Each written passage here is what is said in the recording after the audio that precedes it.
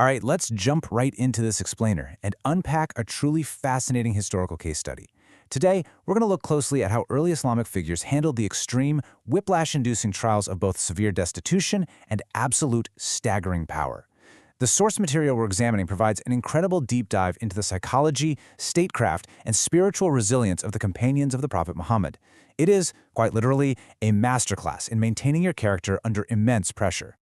You know, human nature is fundamentally vulnerable to wealth. Think about it. A simple monthly salary increase can completely change a person's demeanor, their habits, even the friends they hang out with. So we have to ask a massive historical question here. What happens when a generation of people who were at the absolute rock bottom of poverty and destitution suddenly conquer vast lands and inherit the treasures of the known world? Did it change who they were? To appreciate this, you really have to understand the contrast. They started out in horrifying levels of poverty. We're talking about companions eating tree leaves until they develop sores around their mouths, or literally fainting in the marketplace from intense hunger.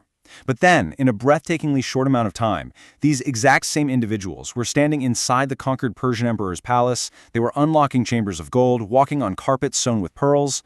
There's even this wild anecdote where they found vast quantities of camphor, a super precious scented substance, and they were so unfamiliar with luxury that they confused it for salt and mixed it into their bread dough. That is how completely foreign this level of wealth was to them. To really ground this reality, just consider the Prophet's own household. The sources mention that an entire month would pass where no fire would be kindled for cooking. None. They survived entirely on dates and water. They didn't even have a single date to offer a guest, just water across all the households. And remember, this wasn't some temporary fast they were choosing to do. This was their baseline reality. And yet, when immense wealth finally did arrive, did they hoard it?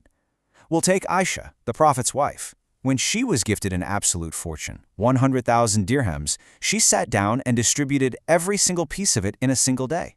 In fact, her servant had to gently remind her at sunset that she was fasting because she hadn't saved a single coin to buy food to break her own fast. The wealth was in her hands, sure, but it never penetrated her heart. Now, to really understand how this incredible mindset was institutionalized on a global scale, we have to shift our focus to the ultimate case study, Umar ibn Al-Khattab. Known historically as the desert's hardest man, he was a giant of a figure, famous for his harshness and physical power. He actually started out as an enemy of the early Muslims, but his transformation and subsequent leadership offer us one of history's absolute greatest examples of character development. His psychological transformation didn't happen overnight. The sources map it out in 3 distinct stages that changed him from a harsh opponent to a devoted believer. First, he witnesses a female slave whom he had repeatedly tortured fleeing her homeland, and he shows this sudden, unexpected flash of deep regret. Second, he secretly listens to the Prophet reciting the Quran at the Kaaba, and the verses seem to respond directly to his own internal thoughts, completely shaking his worldview. And finally, there's this extraordinary physical confrontation where the Prophet physically grabs him by the collar, shakes him, and demands to know if the time has come for him to believe. And right there, Umar embraces the faith. But the crucial point for our explainer today is how he lived after becoming caliph. He eventually ruled 1/5 of the known world. The wealth of the Byzantine and Sassanid empires was practically pouring into his capital. Yet, despite his supreme power, Umar walked around with exactly 12 patches sewn into his shirt. When a foreign ambassador came looking for this great king whose armies were shaking the globe, you know where they found him? Sleeping on the bare ground of the mosque, completely unguarded, with a simple whip by his side. No guards, no palace. He lived by this terrifyingly high standard of accountability. He genuinely believed that if a wolf takes a sheep thousands of miles away on the banks of the Euphrates River, or if a single road wasn't safe due to poor infrastructure under his domain, he would be held personally responsible by God. He didn't look at leadership as a privilege or a chance to enrich his family. To him, it was an immense, heavy, almost crushing burden. Now, don't mistake all this extreme personal humility for a lack of vision or weakness. Far from it. He masterfully engineered the infrastructure of an entire civilization. He created the Divan, which was a highly structured financial registry meant to distribute wealth fairly rather than let it be hoarded. He instituted the Hijri calendar system. He built a massive postal network for rapid communication. And incredibly, he was responsible for establishing around 120,000 central mosques, which functioned as the true administrative and social hubs of newly built cities like Kufa and Basra. Furthermore, his approach to statecraft was completely revolutionary for the time.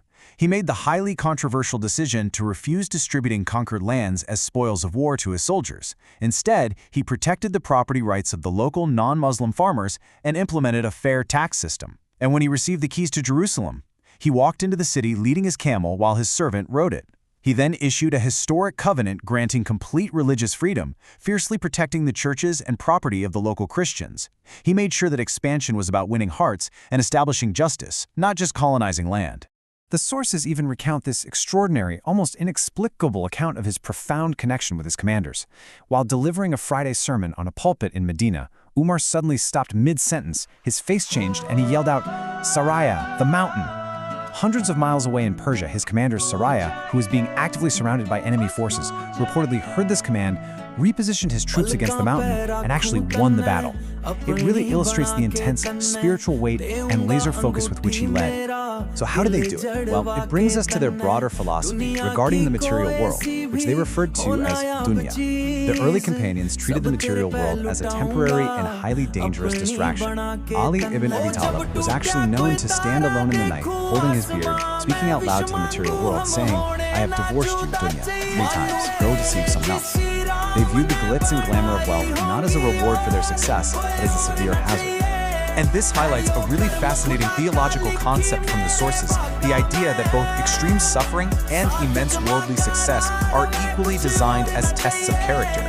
See, we usually recognize pain as a test, right? It tests our patience, it's meant to drive us back to our core beliefs. But the trial of pleasure, that is far more deceptive.